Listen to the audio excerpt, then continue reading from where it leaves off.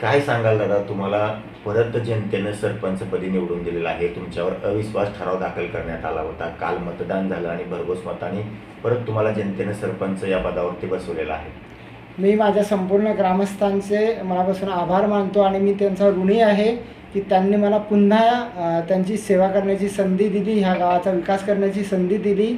माझ्यावरती ज्या 9 सदस्यांनी अविश्वास प्रस्ताव दाखल केला होता त्या अविश्वास प्रस्तावाला त्यांनी अमान्य केलं आणि या गावाच्या विकासाला त्यांनी चालना दिली आणि त्यांनी माझ्यावरती जो विश्वास दाखवलेला आहे त्याचा मी शतशः त्यांचा ऋणी आहे आणि त्यांचे मनापासून आभार मानतो.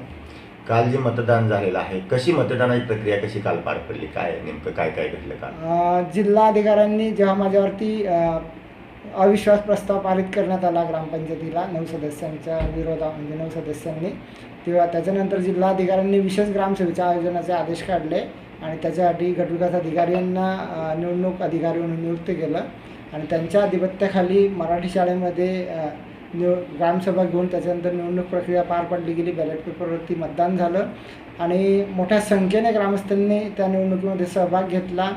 1542 लोकांनी निवडणुकीमध्ये सहभाग घेतला. त्यापैकी 772 मतदान हे अविश्वास अमान्याच्या बाजूने पडलं आणि 724 मतदान हे अविश्वास मानण्याच्या बाजूने पडलं आणि 48 मतांनी मला विजय मिळाला. ग्रामस्थांनी माझ्या मोठ्या प्रमाणामध्ये माझ्यावरती विश्वास दाखवला आणि मला पुन्हा गावाची सेवा करण्याची संधी दिली. तुमच्यावर अविश्वास ठराव कशाबद्दल आणला होता, हे नेमकं काय होतं ते प्रकरण? थोडक्यात सांगायचं तर इथं एक राजकीय व्यक्तिमत्व आहे जे आपले ग्रामपंचायतवरती सदैव पकड करून ठेवण्याच्या प्रयत्नात आहे. मी एक सर्वसामान्य कुटुंबातील लोकनियुक्त सरपंच व्यक्तिमत्व आहे आणि माझं कोणतेही राजकीय पार्श्वभूमी किंवा राजकीय पाठबळ नाही, मला नव्हतं.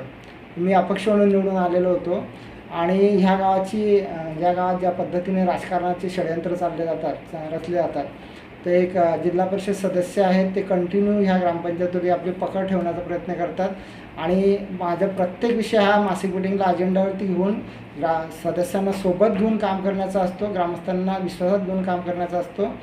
परंतु कुठेतरी राजकीय वलय किंवा राजकीय प्रभाव टाकून ते वारंवार खंडित करण्याचा प्रयत्न केला गेला. 2 वर्षामध्ये विकास कामं बाधित करण्याचा प्रयत्न केला गेला. 12 ग्रामसेवक बदल करून सरपंचाला अकार्यक्षम दाखवण्याचा प्रयत्न केला गेला आणि अशा पद्धतीने जे ग्रामपंचायतचा विकास थांबवण्याचा प्रयत्न केला. खूप केविलवाणी गोष्ट आहे, दुर्भाग्याची गोष्ट आहे. मी ह्या मीडियाच्या माध्यमातून माझ्या त्या 9 सदस्यांना देवाला प्रार्थना करेल की त्यांना पुन्हा सद्बुद्धी देवो आणि या गावाच्या विकासासाठी त्यांनी ग्रामपंचायतीला सहकार्य करावं.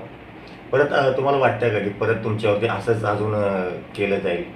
आत्ता संविधानिक तरतुदीनुसार ते माझ्यावरती 2 वर्ष अविश्वास आणू शकत नाही आणि 6 महिने कार्यकाळ राहिल्यानंतर अविश्वास येतच नाही. त्याच्यामुळे माझे 5 वर्षी आता कटिबद्ध आहे आणि अबाधित आहे आणि मी गावाचा विकास म्हणजे मोठ्या हिमतीने आणि माझ्या सहकाऱ्यांच्या मदतीने करणार आहे, माझ्या ग्रामस्थांच्या मदतीने करणार आहे.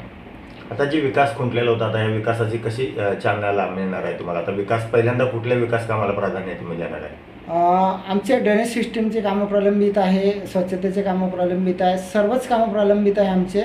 एक पाण्याची समस्या सोडली तर सर्व याच्यावरती आमचे कामं प्रलंबित आहे आणि त्यासाठी मी माननीय आमदार साहेबांची मदत घेणार आहे, पालकमंत्र्यांची मदत घेणार आहे.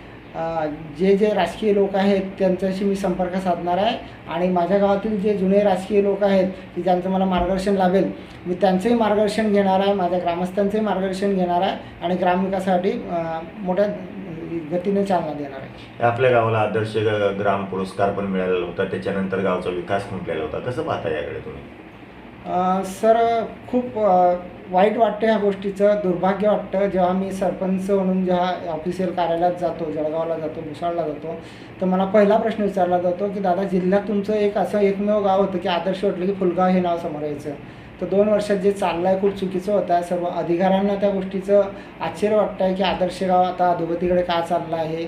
अधिकारी लोक ह्या गोष्टीबाबत विचार करत आहेत आणि आता सर्वांना लक्षात येऊन गेलं की जनता ही सरपंचाच्या सोबत आहे आणि विकास कामासाठी सरपंचावरती संपूर्ण गावाला विश्वास आहे. म्हणून मला आता भरघोस मतांनी ग्रामस्थांनी पुन्हा संधी दिली.